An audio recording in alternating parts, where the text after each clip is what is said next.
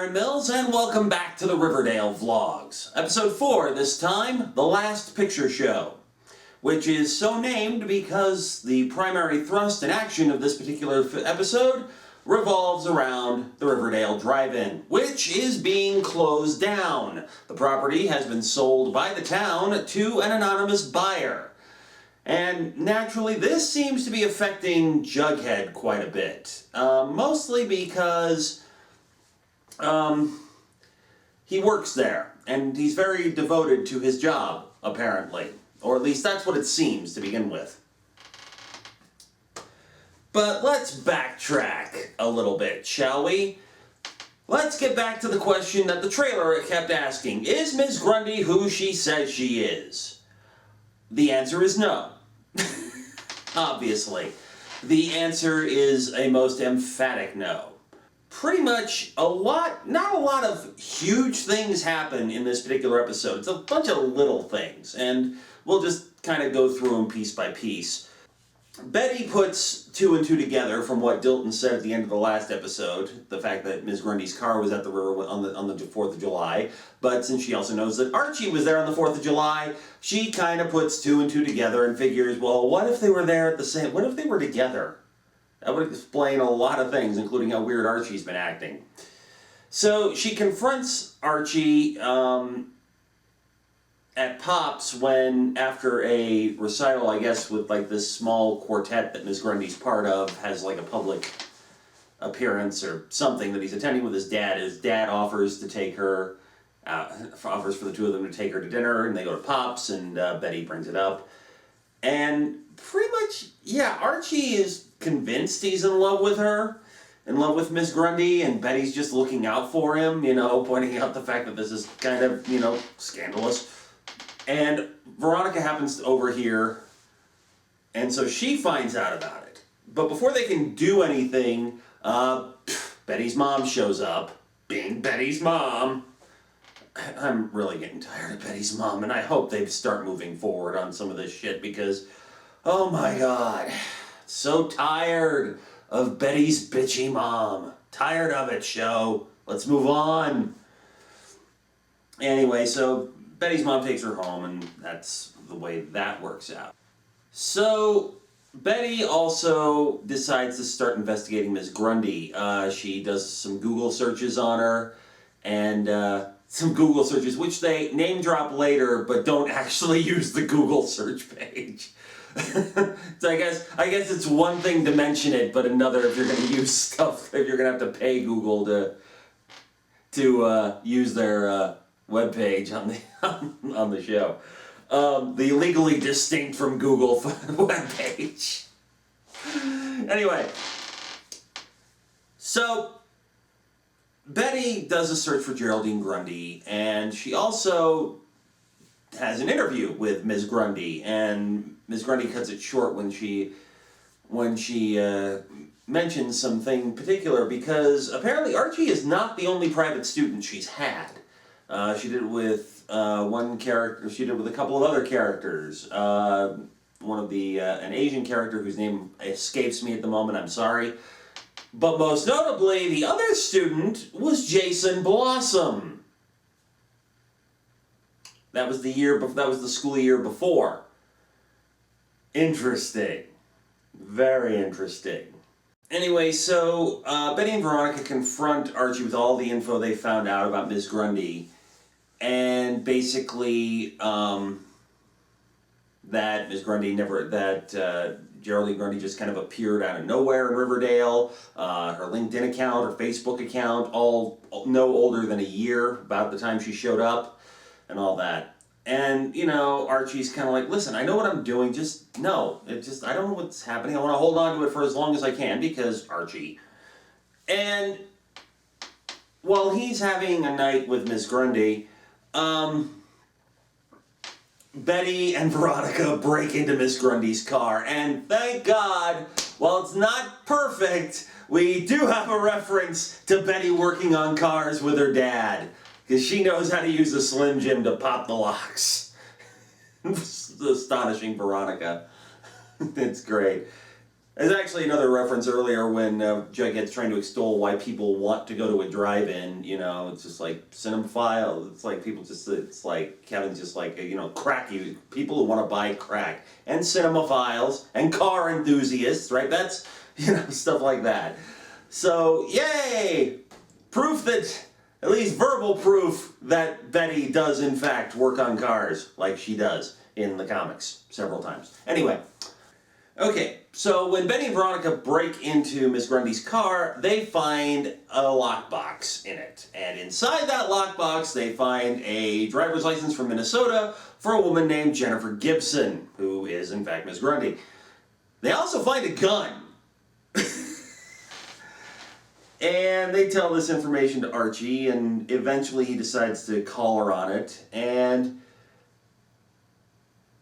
Miss Grundy, or Jennifer Gibson, tells him a story that the reason why she changed her name and all that, and she has the gun, is that she was in an abusive marriage and she divorced the guy and moved away to get away from him. Do I believe her? Not really.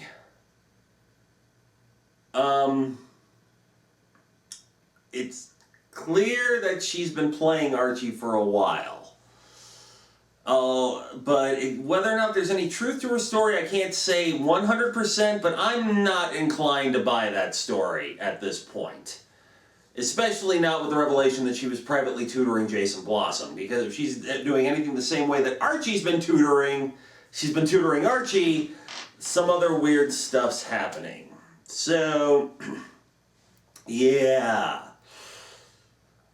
Is it possible? We're moving into pure theory here. Is it possible that she started stuff with Archie and was into it, but heard the gunshot and got an idea? Was Jason, did anything happen between her and Jason Blossom?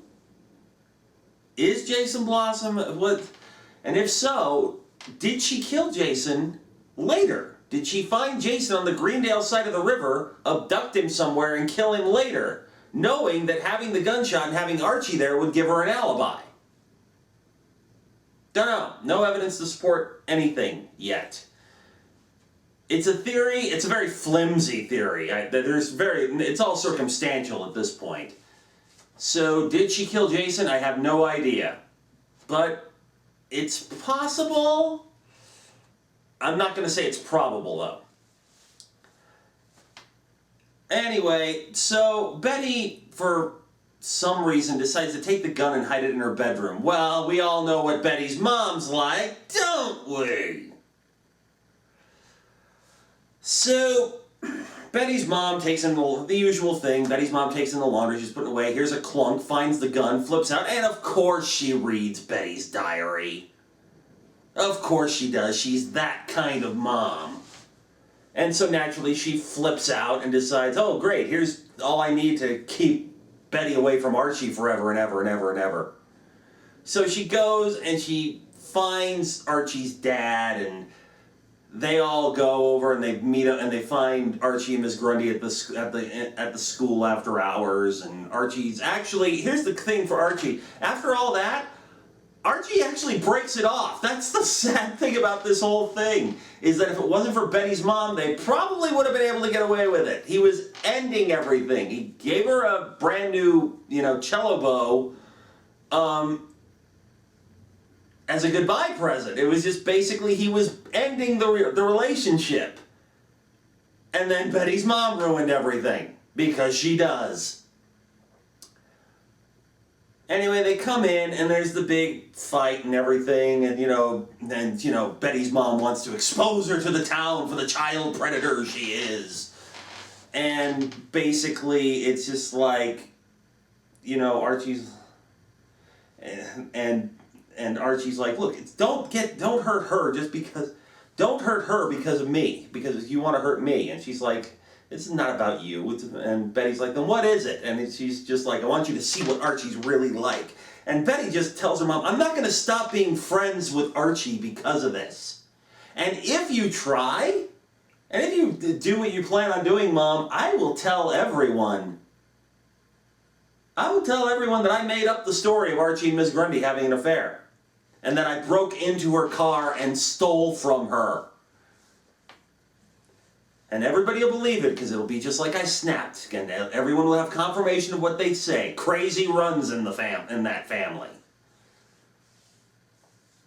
Miss Grundy then offers to quit. Betty's mom ups the ante, saying she has to leave town. And basically everybody decides that's what's going to happen, and that's what happens. Here's where we get to the point where I'm not 100% buying Miss Grundy's alleged story about who she is and why she has the gun. Because as she's leaving town the next morning, she's once again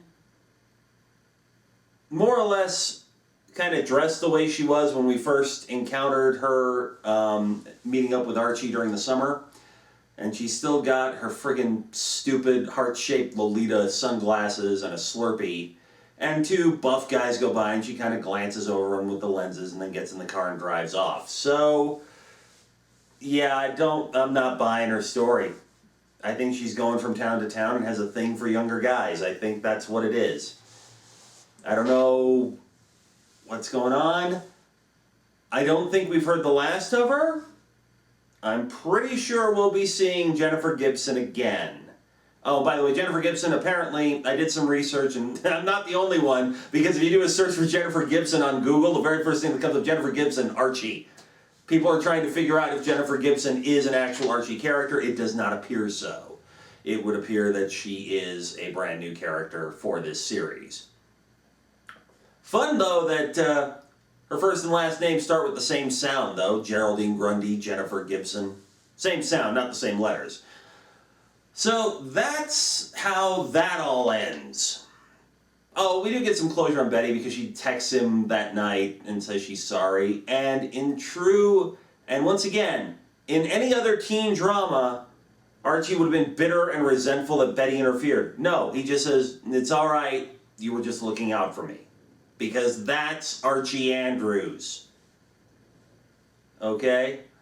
That is Archie Andrews. He is an authentic nice guy. And I don't mean like nice guy, capital NG, like it gets used these days. No, he is a genuine nice guy who cares about his friends and knows they're actually looking out for him, and he's not going to harbor any bitterness or resentment towards them for trying to talk him out of a ridiculous situation. So, that is how all that plays out. I'm fairly certain we have not seen the last of Jennifer Gibson yet. We'll see what happens as the series progresses.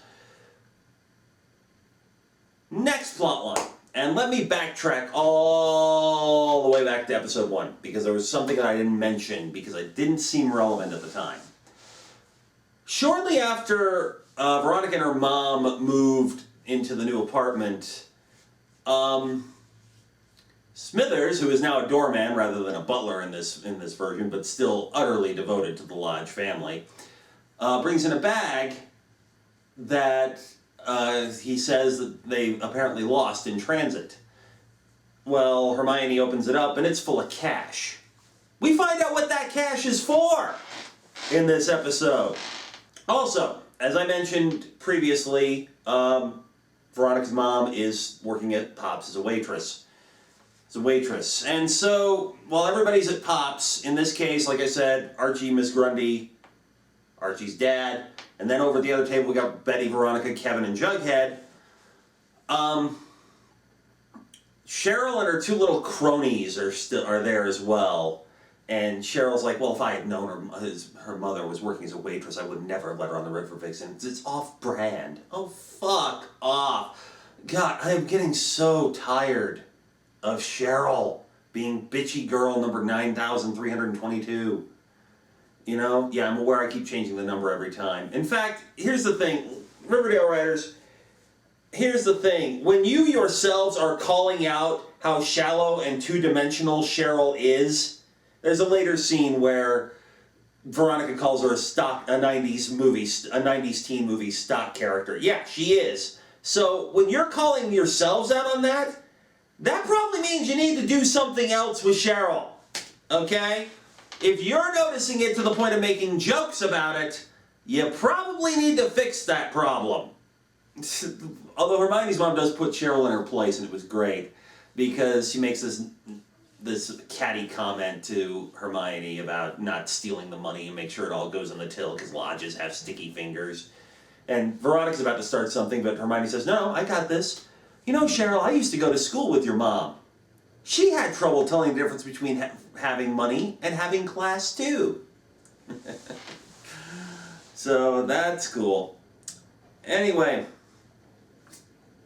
but things escalate when outside of Pops, Cheryl happens to spot Hermione in the alley behind Pops, talking to apparently a biker of some sort, who turns out to be a member of a biker gang called the Southside Serpents, who naturally tend to congregate around the south side of Riverdale. And interestingly, their antics have also kind of been one of the reasons why the drive-in is closing down, because apparently they like to hang out there and be rowdy and drunk and obnoxious.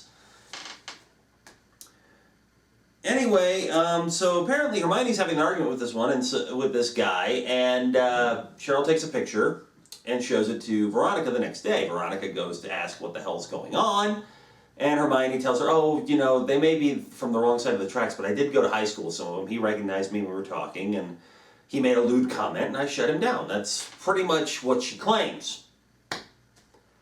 And then later, shortly after Jughead leaves the mayor's office to make an impassioned plea on behalf of the drive-in, Hermione shows up with the bag of cash and gives it to the mayor.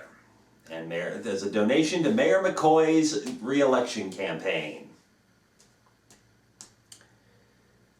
As a return, basically, Lodge Industries will own the land the drive-in is on, which is apparently prime real estate.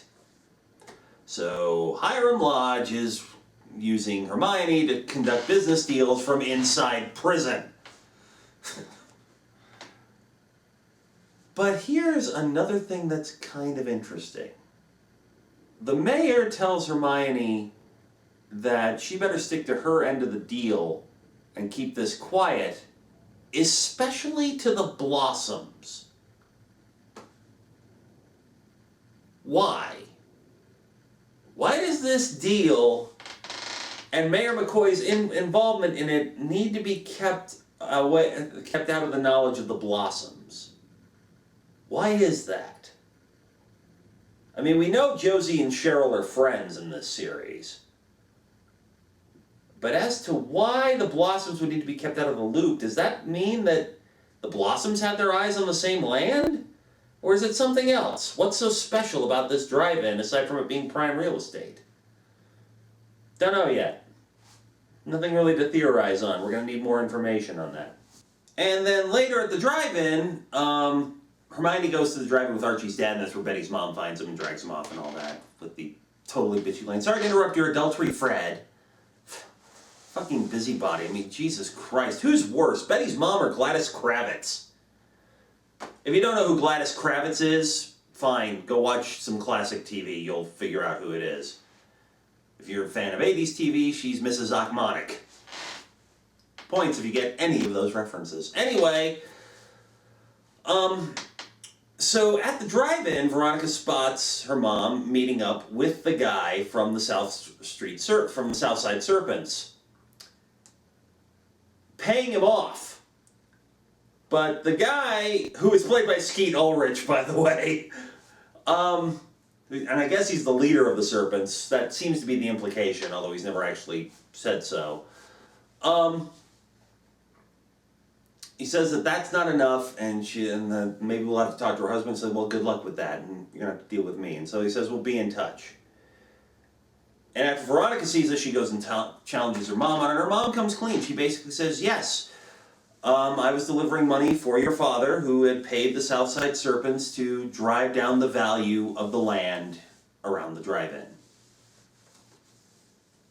And, Veronica suddenly has a crisis of conscience where she's just like, that it's wrong. And, Hermione and Veronica's mom, kind of explains the facts of life to her as far as being rich is concerned. Did you like having the apartment in New York? Did you like having your own personal shopping account at Barney's? Did you like the dinners at the really higher-end restaurants? Well, that was our life, and that was due to what your father does. And your father is a businessman. And he sees opportunities and he takes them. So yeah, while Veronica didn't want to believe everything that was being said about her father, it looks like Hiram Lodge is not that squeaky clean, and Veronica just got a huge wake-up call to her family. And that puts an end to that particular plot line. Moving on to smaller but more significant plot lines, Kevin gets a little subplot of his own this time. Kevin, doesn't have a date to go to the drive-in, so he goes with Veronica, and Cheryl butts in and all that. And while they're watching the movie... Oh, wait. Almost forgot. Just before, Kevin asks his dad if he can borrow the truck to go to the drive-in. And we find out that Sheriff Keller is, in fact, putting in as much as he can on Jason's murder. He has the ubiquitous conspiracy murder wall. Pictures, articles, photographs, and all that, all looped together with pins and red string and all that. You know the drill. But he's like, yeah, nice murder wall, true detective.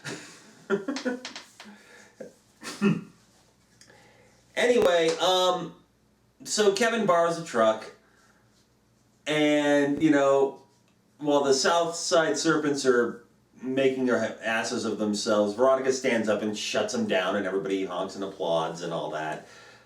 And then one of them, a younger kid, kind of glares at Kevin, and when Kevin goes for snacks, stops him and says, "You're not very tough without your beard around, are you?" And then later it cuts to sounds of a scuffle, and you see feet moving around and Kevin apparently being slammed into a fence, and then it pans up and they're making out like crazy. So Kevin's got a boyfriend. His name is Joaquin, and he's a Southside Serpent. So so Kevin gives him his number. When they find out the sheriff, it's just like Kevin Keller is in Sheriff Keller. Well, yeah, is that a problem? I don't know. And he shows off the tattoo of the double-headed snake in an S form that the Southside Serpents have as an insignia. He's like, is this going to be a problem? I won't tell if you won't. So, yeah, Kevin's got a boyfriend now who's apparently got a criminal record. That's going to go over well. So, but that gives Kevin something, and I'm looking forward to seeing where all that goes, too. But later that night, both Kevin and the sheriff get home, and they find their house has been broken into. And not only has the house been broken into, Kevin's dad's office in the house has been ransacked completely, and everything on the murder wall has been ripped off. Somebody doesn't want somebody to know what's going on, which means that in all likelihood, Sheriff Keller is getting close to something. The question is, what? So once again, something else going on pertaining to Jason's murder. And then comes the final twist of the episode, where we find out why it is that Jughead's so upset that the drive-in is closing down. During his impassioned plea to Mayor McCoy, as he's going around, while he's talking to Mayor McCoy, he tells a story about how his family would go to the drive-in all the time, and they couldn't afford tickets for everyone, so he and his little sister Jellybean would always hide in the trunk and sneak out afterward. And the mayor lets slip that it's Andrew's Construction that has the contract to tear down the drive-in and rebuild whatever the new owner decides to put up there. So Jughead goes and talks to Fred, and basically we find out that Jughead's dad used to work for Fred, until he got fired for stealing materials from a job site. And Jughead's kind of bitter about that. He's just like, you put one Jones out of work, now you're putting out two. You know? Well, it turns out that the reason Jughead is so upset is Jughead's apparently living in the projection shack at the drive-thru, or at the drive-in, or was. Because we see him packing everything up, including a picture of him and Jellybean when they were younger. So, again, big question, where the hell is Jellybean? in all this, if she does exist in this universe. And we see him leave, and then we see a long focus on a cot that's there. So yeah, Jughead doesn't seem to have a home. And we find out the reason. As he's leaving, he spray paints Jughead Jones was here on the side of the shack. And the leader of the Southside Serpents shows up and basically says, you know, they're going to tear it all down. It'll just end up in some junkyard. Says, yeah, maybe they'll put it in the town attic, rebuild it later, and wonder 100 years from now and wonder who the hell we were. And he says, where are you going to live now? He says, I'll figure it out, Dad. I always do.